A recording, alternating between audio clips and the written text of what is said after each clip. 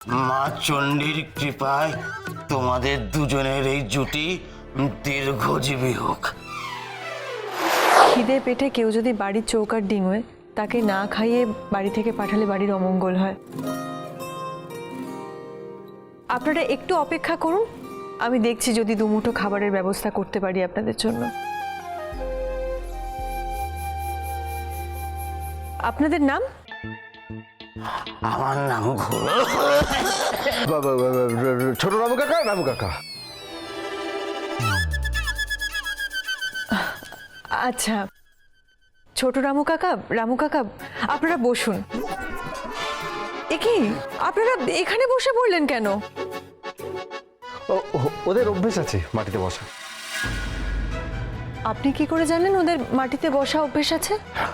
ভালো করে দেখুন এদের, এরা তো গরিব ভিখিরি না। এদের তো দুবেলা দুমুঠো খাবার জোগাড় করতেই তো মাথা খারাপ হয়ে যায়। তারপরে খাট পালং, এ তো গল্প কথা। হ্যাঁ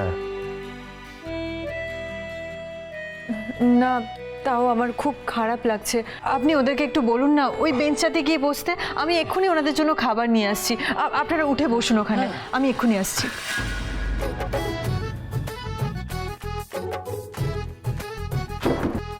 এই ওঠ ওঠ ওঠ।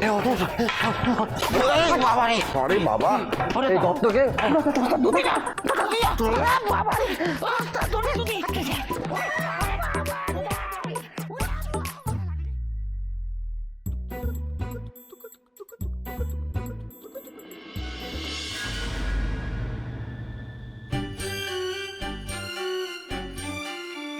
হেভি খেলাম খাবার।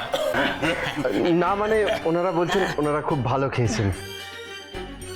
এবার রামু কাকা, ছোট রামু কাকা চলো, এবার তোমরা বাড়ি চলো। অনেক খেয়েছো তোমরা, চলো। তোমরা একটু মাথা নিচু করো তো।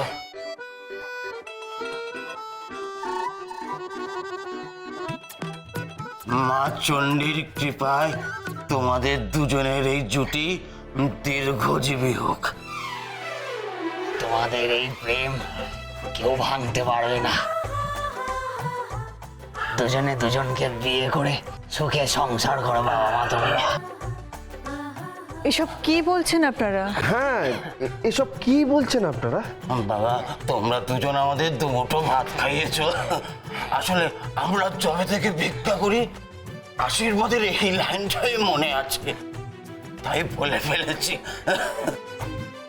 ঠিক আছে, আপনারা সাবধানে যাবেন। ভালো থেকো। চল, চল।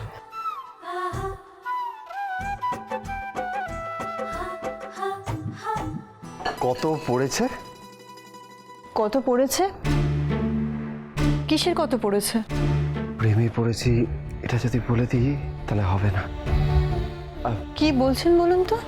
না, মানে আমি জিজ্ঞেস করছি খাবারের জন্য কত টাকা লাগবে। আপনি যে ওদের এখানে নিয়ে এলেন, ওদের থেকে কত টাকা নিয়েছেন?